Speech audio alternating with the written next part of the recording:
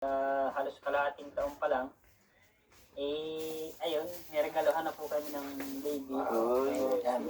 Ano ba mama, ano bang kwento? nakita mo talaga? Anong Hindi po kwento? kasi kung puso ko talaga yung nagtibok na. Unang tingin ko pa lang, unang panood ko pa lang po doon sa video niya. So hindi ko na po kasi maintindihan yun. Ma'am, taga saan kayo nung araw? Saan kayo nung araw na napanood Sa mo siya? Makati po. Sa Makati. Opo, caretaker po ako doon ng Beach Peace po ng ladies only. Tapos napanood mo lang talaga siya. Opo. Anong napanood mo ma'am? Hindi ba kayo nag-alangan na, uy, wala Hindi siyang po, paningin? kasi nakita ko sa kanya na masayahin siyang tao, tapos mabait po. At saka masipag kahit po wala siyang paningin, pero nakikita ko sa kanya. Pero naano ko lang po sa mga salita niya na may mabait po siya, may mabuti po siyang puso. At hindi po siya pabigat sa mga magulang niya, pamilya niya. So pagkatapos na, paano kayo nag-meet ni Freddy? Ano po muna kami, call meet po, gano'n. Video call? Opo, video call. So ikaw talaga gumawa ng paraan. Opo. Ikaw gumawa ng paraan na Kaya lang magkontak po, sa- lugin na naman ako sa video call. Nakita, Di ko siya kita. Ako po yung pumunta dito noong December 2022.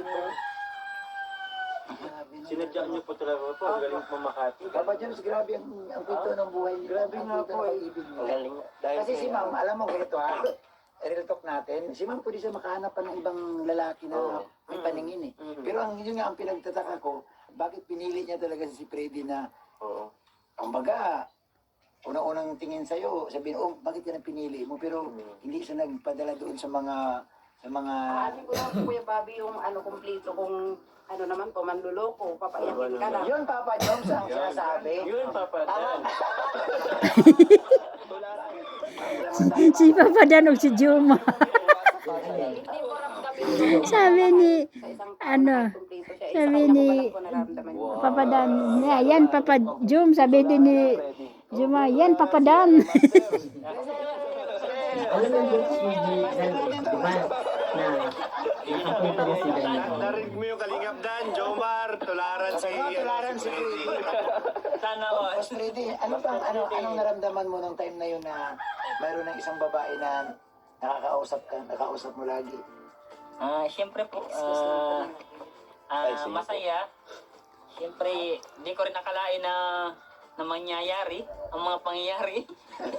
Pero, ayan, siguro po kaloob ng Lord na, ayun, magkamabutihan kami, nagmahalan, parang yung mga bigas at bilihin, mamahal. Kaya po, ayan, very thankful lang ako kay Lord kasi talagang grabe yung kaba nung una, kaba din nung una, nung kami magkakwentuhan pa lang. Kasi sa mga comment pala siya, sa mga comment pa, nandun na siya eh. Oo. Nandun na siya sa mga comment section, nagko-comment. Tapos